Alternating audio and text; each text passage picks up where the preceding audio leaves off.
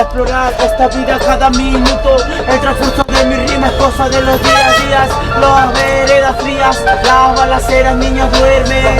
Y otra vez no hay comida para las cenas. Escena de esta vida, niños que arranchan cartera por necesidad. Un plato de comida, pastillas para su madre que te enferma. Este rapero no criticas, hace rimas para que te des cuenta que es lo que esperas de esta esfera donde solo se respira odio, vanidad, crueldad. Todos hablan de Adidas y Nike y que quieren plata. ¿Qué importa si lo conseguimos gozando lo peor dolores? Somos dos raperos de modo de carreo. Dejamos en claro de qué se trata este sentimiento de pueblo de barrio.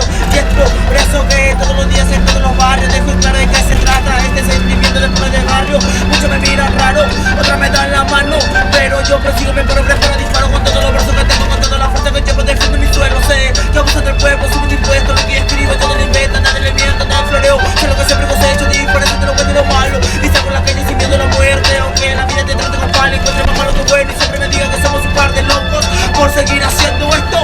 Pero esto no es perreo, habrá raperos en los micros y en las calles, mientras que en las escuelas no eduquen a todos por iguales. Exista el racismo y las clases sociales, mientras que una madre y una abuela de baja clase nunca dejan de trabajar. Soy todo un personaje y soy en sí, y para mí la moda más bonita es la de ser persona. Lo digo en cada zona, si no hace mejor gente que no lleve un diploma, que coma en McDonald's, que vive en la Molina o en las Lomas. Hace mejor gente lo que haces por cada persona, cada hora, porque cuando uno no esté, solo quedan tus acciones, reflexiones de esta vida. Parte de mi vida hecha poesía, parte de mi vida hecha poesía.